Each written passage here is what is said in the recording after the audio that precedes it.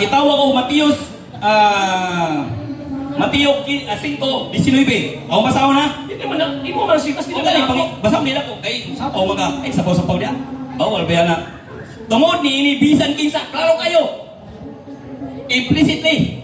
Mapitala mo Mr. Moderator, mapitala mo tanda ko, kanang word ni bisang kinsa ba? Unsang sita sa Biblia, kapitulo, versikulo, na na-appeal din na ang Seventh-day Adventist. Sitas! Anong Sumunod sitas? kanina akong gibasa. Ayaw pa! O kanina, Mateo 5:19, yun sa niyong pagsagot.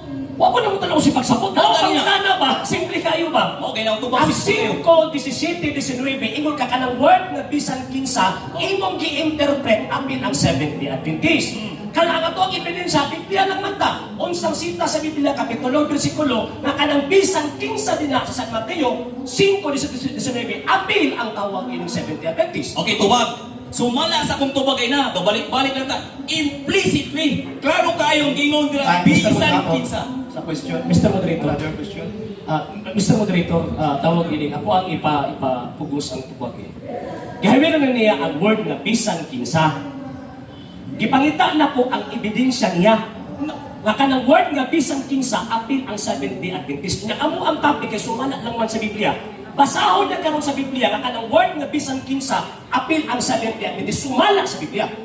Okay, sir. Iklaro na ko ha.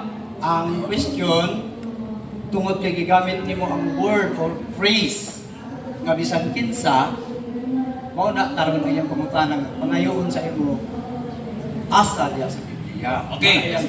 Tubag.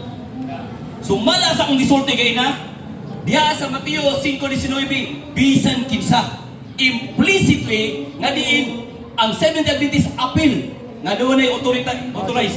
Mr. Moderator, Okay. ako ang Ano naman kailangan, Moderator? i-pursue, Mr. Moderator. Okay. Ako ang tawag ini question. So, clarification, kaning Sige, sir.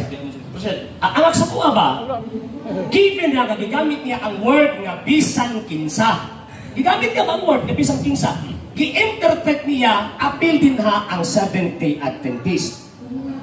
Objection, Moderator. Okay ko sa iya ha. Okay ko sa iya kung tagmugamit sa mga references. Ang among pangunta na simple, Biblia lang matalag ang atong gigamit karon. Unsang sita sa Biblia, kapitulo, versikulo, na kanang punong bisan kinsa nga nasulat sa St. Matthew chapter 5:17-19, apil din na ang SDA. Objection, Moderator. Okay, so there's objection. Okay, state your reason for objection. Ako ay klaro. Okay. Nagbalik-balik naman ta. Nangayon siya versikulo, ako nang gihatag ang Mateo 5:19.